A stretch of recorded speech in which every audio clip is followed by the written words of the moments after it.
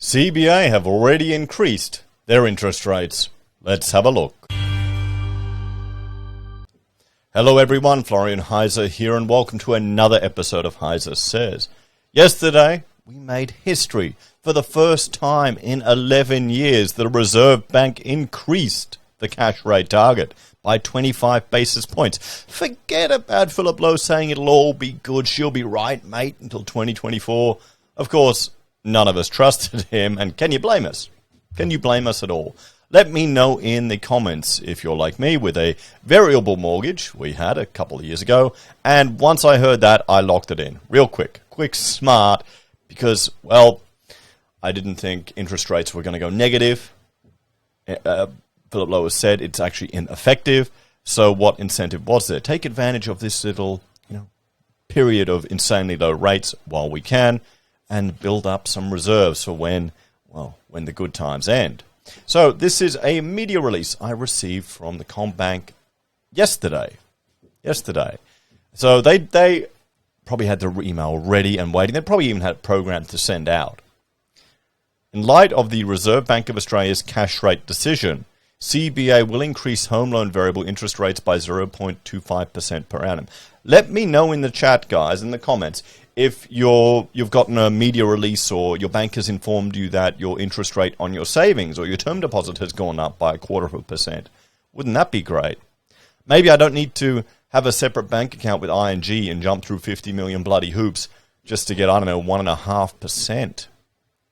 So, owner-occupier principal and interest standard variable rate. Home loans will increase by the full 0.25 to 4.8%. Investor principal and interest standard variable home loan rates will increase by 0.25 to 5.38. Owner-occupier interest only standard variable will increase by 0.25 to 5.29.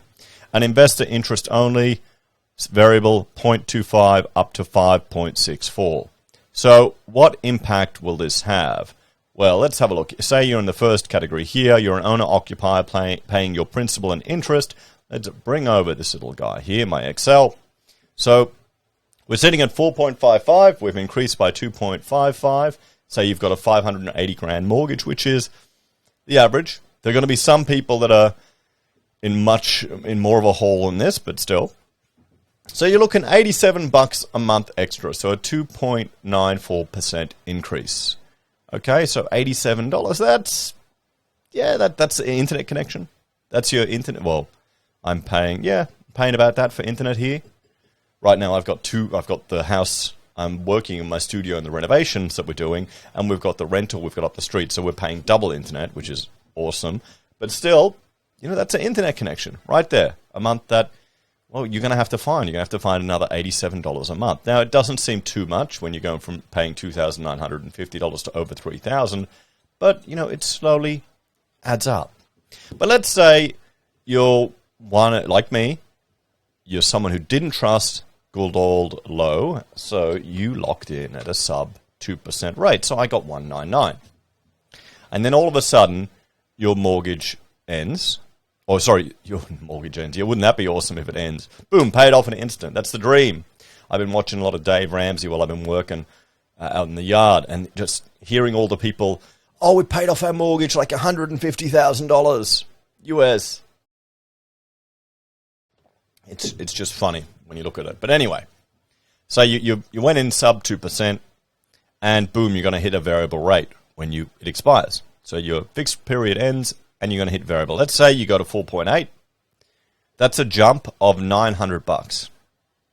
$900 a month. So that's a 42% increase. Now, you've got time to prepare for it, okay?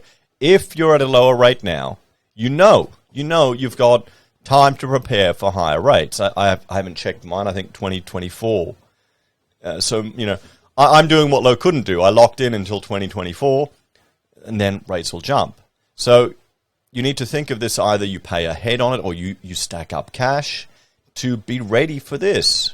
Now, there are going to be some people that aren't ready. There are going to be some people that will, and we're already seeing it. I've got to find this article. I'll talk about it today if I find it. People bitching and moaning, blaming the banks for lending them too much money.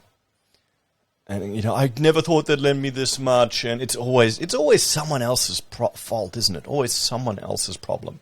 And the ABC will jump onto those articles. Current Affair will leap onto them because it's a sob story and it gets views.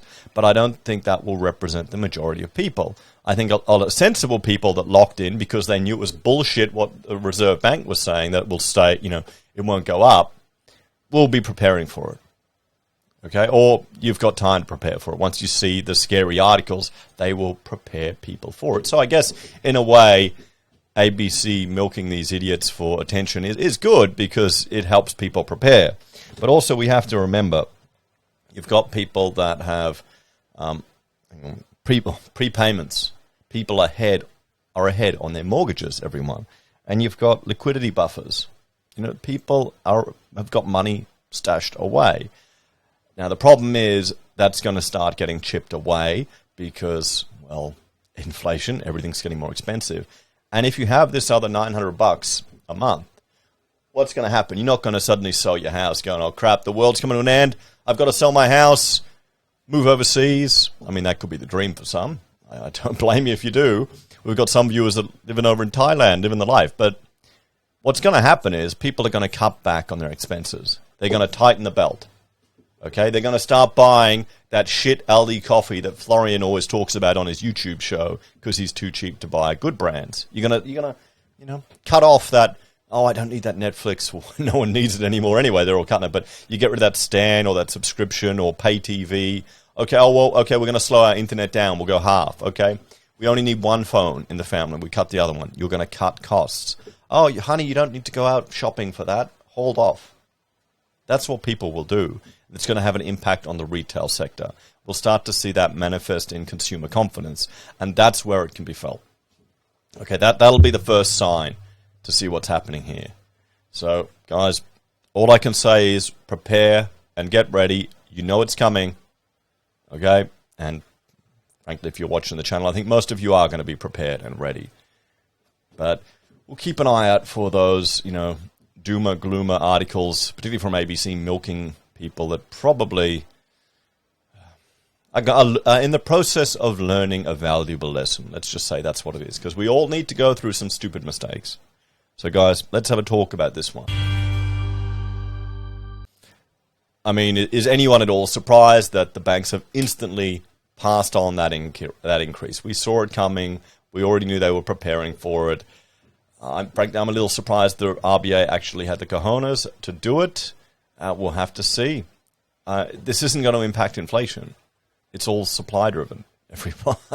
So this is going to cool the housing market too. It's going to limit the amount people can spend. But let's go back here and let's increase this by, we'll go to 6.8%. A more realistic increase, where we're getting closer to a sensible or what used to be considered an emergency rate. Then you get a 70% increase in your repayments. This can get worrying for some people. This is where you're going to start seeing it get really scary. But I think before we hit this, we'll have government intervention. That's what I'd bet the carton on. Okay, remember, we're not a free market here. We're not a free market. They're going to intervene. I keep saying Mortgage Keeper is a joke. Maybe it's a prophecy. I bloody well hope not. Anyway, hey, if UAP gets in, how are they going to keep rates at 3%? Anyway, guys, thanks for watching. Like, share, subscribe to the channel. Let me know your thoughts and opinions on this. Are you prepared for this increase in your mortgage repayments? And what hints and tips do you have for people to find savings? As always, if you want to help the channel, there's a few ways you can. You can simply watch the videos and share them. That helps YouTube channels grow. It's really important. Interact, comment, like, all of that stuff. It helps the algorithm.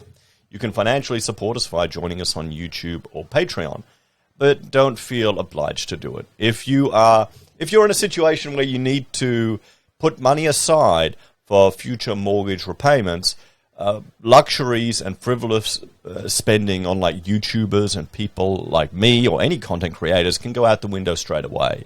That should be the first thing you cut. Okay, so don't feel guilty, everyone.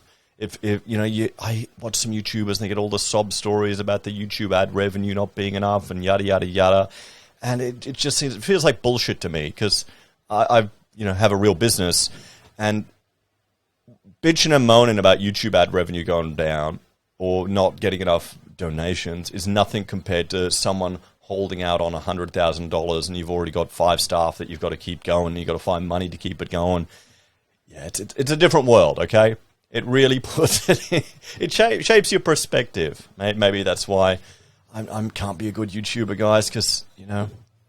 Anyway, referral links, you can use them, and we each get a bonus, or you help the channel. Amazon, eBay, Independent Reserve, and AussieBroadband.